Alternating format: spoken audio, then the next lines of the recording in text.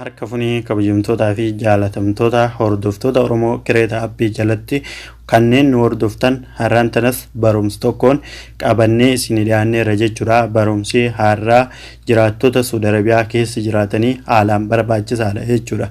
Kanaafuu jiraattota Saudi Arabiyaa keessa jiraatanii kanneen seenii fi mobily fayyadamaniif haalaan barumsa barbaachisaa ta'e jechuudha. Barumsi har'aa application free internet nu hojjetu jechuudha. Free internet nu hojjetu hojennu guututti yookiin dhibbaan dhibbatti tola nu hojjetaaf osoo hin taane jechuudha.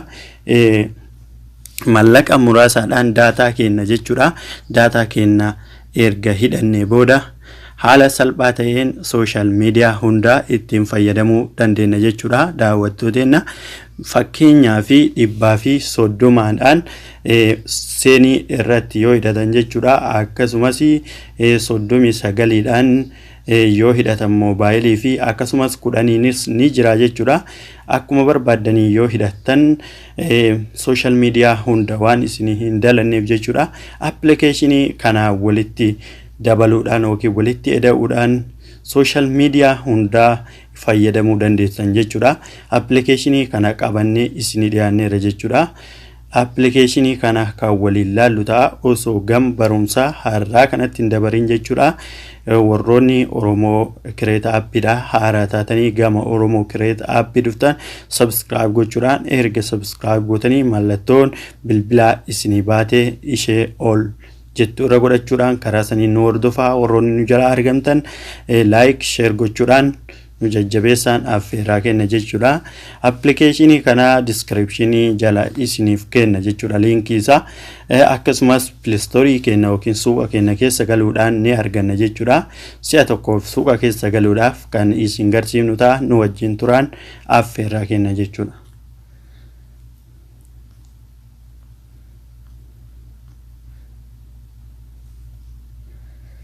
Erga suuqa kenna keessa gallee jechuudha. Iddoo search jettu tanatti search itti goonna jechuudha.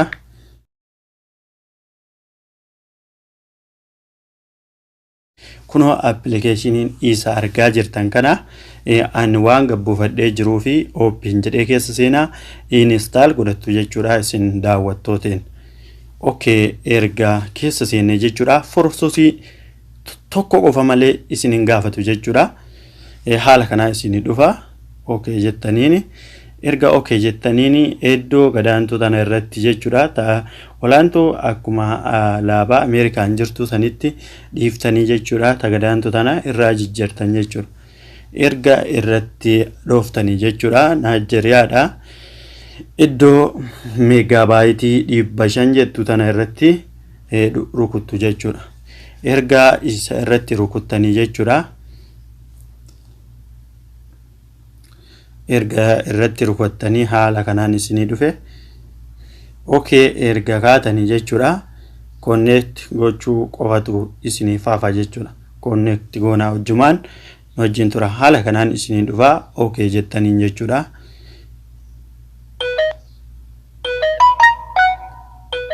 Haala argitan kanaan na hojjeteetiin jira daawwattoota tiyya. Waanuma tokko qofa forsosii hedduu isin hin gaafatu. Haala kanaan itti fayyadamaa isin jedha. Fakkeenyaaf Facebook kenna keessa yookiin YouTube keessa seenee isin garsiisa jechuudha. Okay, YouTube kenna keessa ni galla jechuudha. Erga YouTube kenna keessa gallee haala argitan kanaan YouTubein kenna dalageetiin jira jechuudha. Waan barbaadan social media hunda daawwachuu itti fayyadamus dandeessan jechuudha. Daawwattooteena YouTube channelii kenna kana jechuudha. YouTube channelii kenna subscribe gochuudhaan erga subscribe gootanii jechuudha.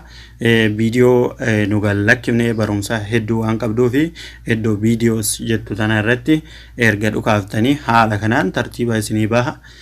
Waan barbaadan ajalattiin argattu jechuudha. Daawwachuudhaan akka irraa fayyadamtan asumaan isinidha. Barumsi har'aa kana fakkaata. Hamma barumsa biraatii walitti deebinutti nagatti nuuf jira.